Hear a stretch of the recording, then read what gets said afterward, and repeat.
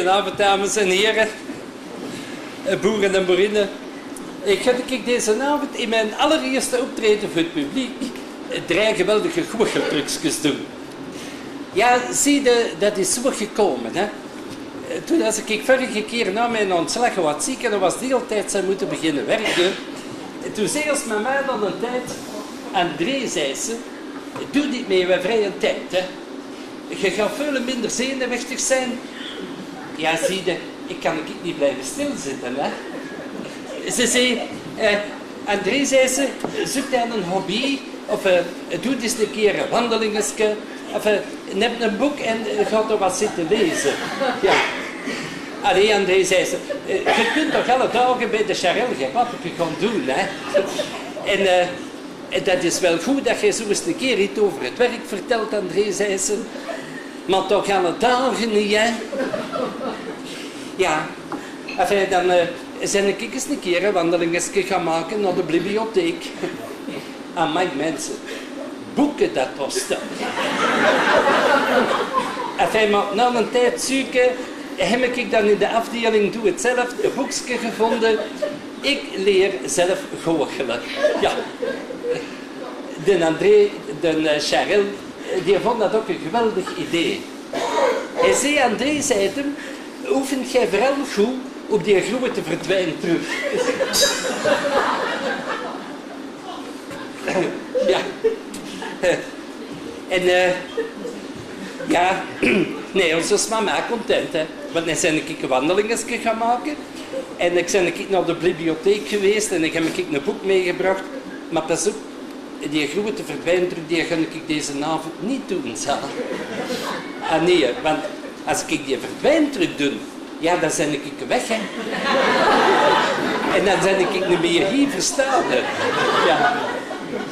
Enfin, of mijn moeder die heeft mij al goed geholpen, Sal. Ze zei, André, zei ze, doe jij zo eens 1 keer in de week een trucje dat jij geoefend hebt en dan zal ik mijn gedacht zeggen, zei ze. Ja. Het is daarmee dat ik weet dat ik goed bezig ben, hè. Als mama die heel dikwijls met tranen in de roegen gezeten, Sal. Ja. En dan heette Charlotte een keer eens tegen Mil van Bill. Joehoe. Dan heette Charlotte eens gezegd, Mil, zei hem, je moet een André eens een keer een kans geven in een showke. Ja. En de Charlotte die is zelfs geholpen met mijn variëteitnaam te zoeken, hè. Hilair, spectaculair. Goed, hè?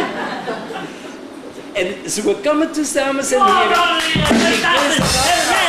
Spectaculair! Fantastisch gedaan, dat is de volgende kantje. Voor het volgende nummer hebben we een beroep gedaan op een planeet, hè? Je was nog niet begonnen! Zeg, joh. Wel, hij heeft nou wel gevraagd om te komen vogelen, niet om te komen zien, hè? Hey.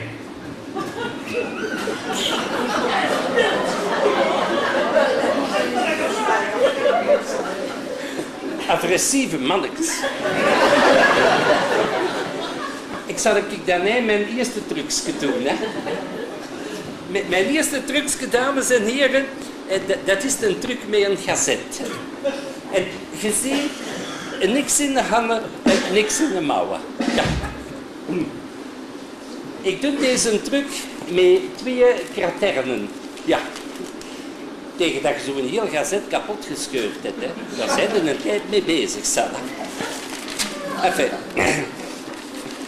Zie je, dus, dat is 1 kratern. En dat is een andere.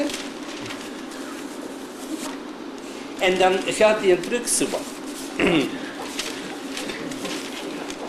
Enfin, zelf lees ik geen gazet meer, Sal. Nee. Met die computer en die Wikileaks en die Facebook, dat is al uitnieuws. Dat is al uitnieuws tegen dat die journalisten hun stukjes schrijven. Hè. Daarmee noem ik deze truc ook heel toepasselijk. De gazet in stukjes en terug heel. En dat gaat dus zo. Oeps. En dat gaan we nog eens een keer doen, hè.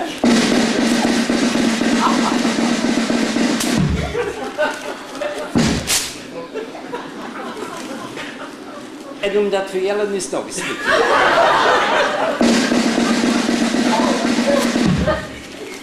Even lessen. En dan, dames en heren, gaan we mee abracadabra.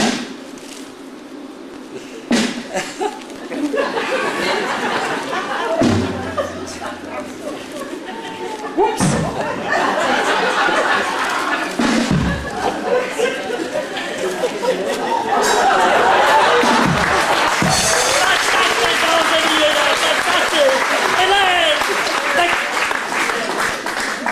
Jongen, op die taart toen ik kijk tukken, zie. Mil! Dat is dan wel een nummertje.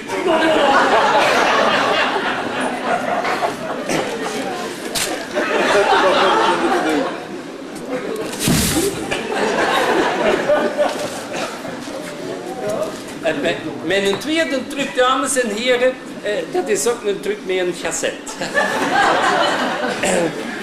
Dat is een hele gekende truc van de cassette met dat glas water. En dan ga ik dat glas water in die cassette gieten. En dan hocus pocus, dat water terug in die cassette. Ja. Persoonlijk neem ik dat altijd de kratern van het weerbericht voor. Het is in België meer net als droog, weet je wel. Hij het hem met glas water en de cassette. Nee, moet ik daar eerst even een fruitcassette van plukken. Maar dat duurt niet lang. Zo.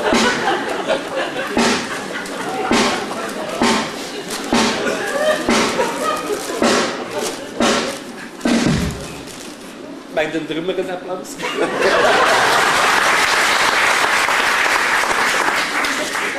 Allee, hier gaan we dan, hè. Hocus pocus. Jezus, dat hij zijn water gebruiken! Dat is een vroegvrij ook.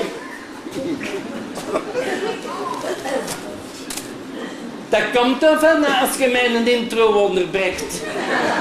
Dan ben ik helemaal verstoord.